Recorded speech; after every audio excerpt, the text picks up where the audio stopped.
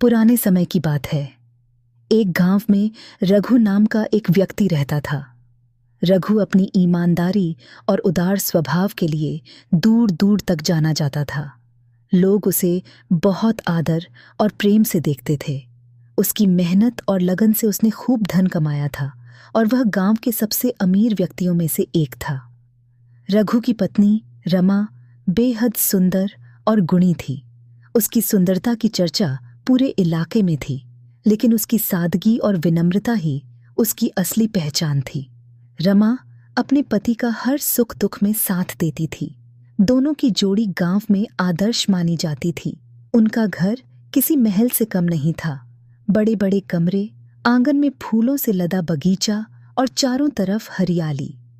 पर इन सब के बावजूद रघु और रमा का दिल बेहद सरल और दयालु था। रघु हर जरूरतमंद की मदद करता था।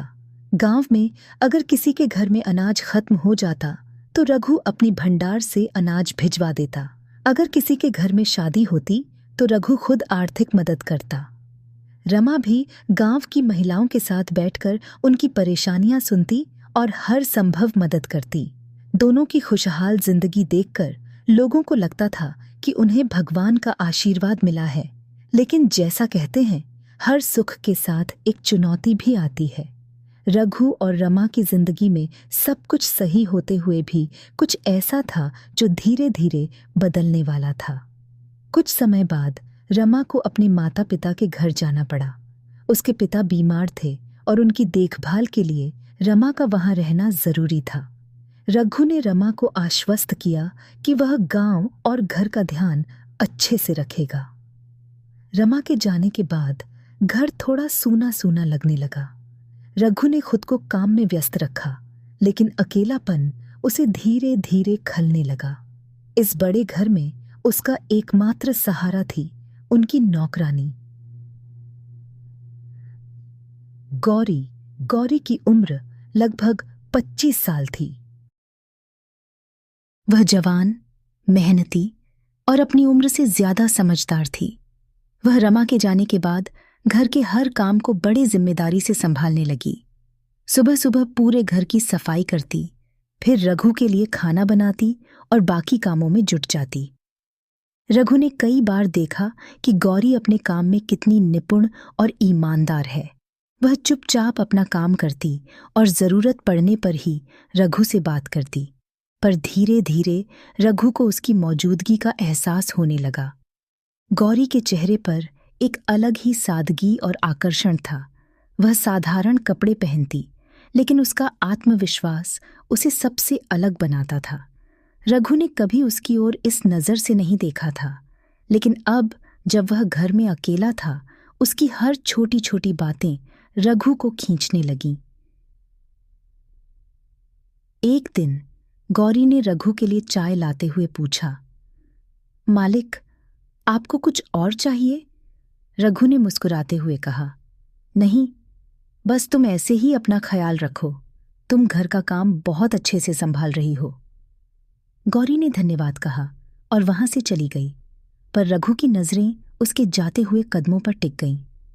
रघु और गौरी एक ही छत के नीचे अकेले रह रहे थे।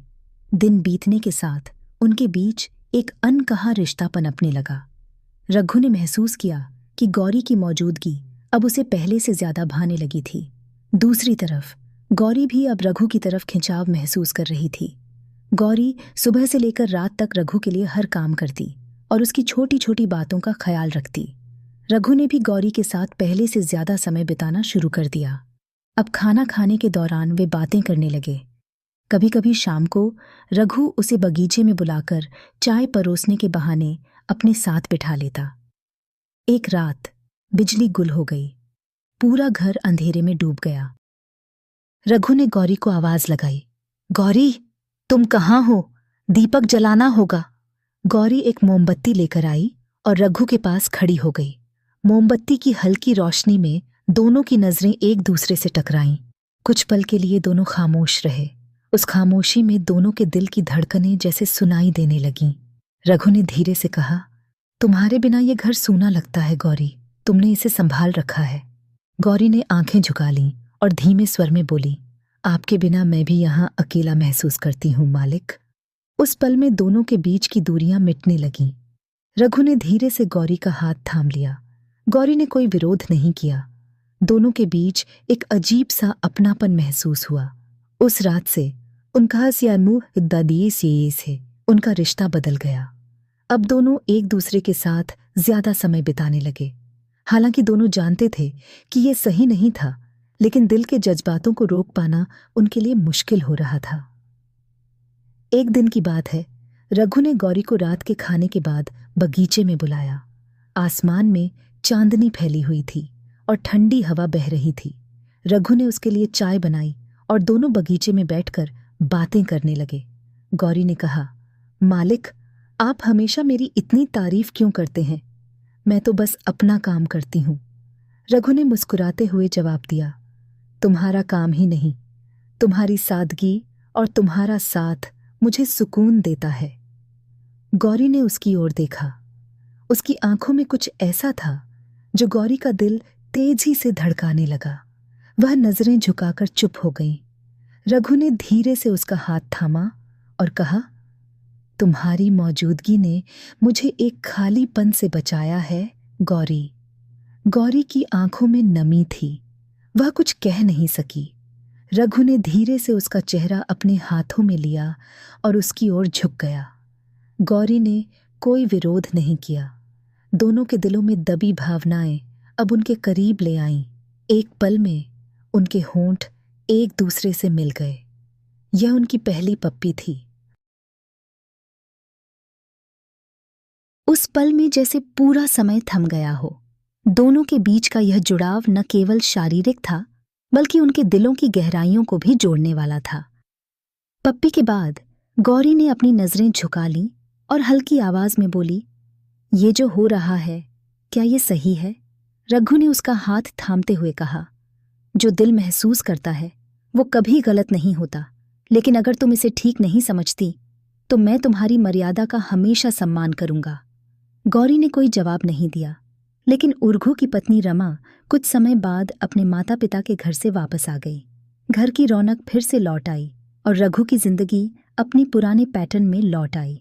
रमा ने घर के सभी कामों को संभालना शुरू किया और गौरी ने अपना काम पहले की तरह करना जारी ही रखा। लेकिन रघु और गौरी के बीच जो रिश्ता था वह अब भी जारी था, छिपा हुआ, बिना किसी के जाने। रघु और गौरी की मुलाकातें अब भी कम न हो पाई थीं। बस अब वे थोड़ा अधिक सावधानी से एक दूसरे से मिलते थे। कभी कभी रघु घर के बाहर काम करने के बहाने गौरी को अपने पास बुला लेता और फिर दोनों चुपचाप अपनी भावनाओं का आदान प्रदान करते। यह सब एक गहरे राज की तरह था जो सिर्फ उन्हीं दोनों के बीच था और किसी को इसकी भनक भी नहीं लगी। रमा को अब तक इस बारे में कुछ पता नहीं चला था। वह अपने पति पर भरोसा करती थी और समझती थी कि उनका रिश्ता मजबूत है।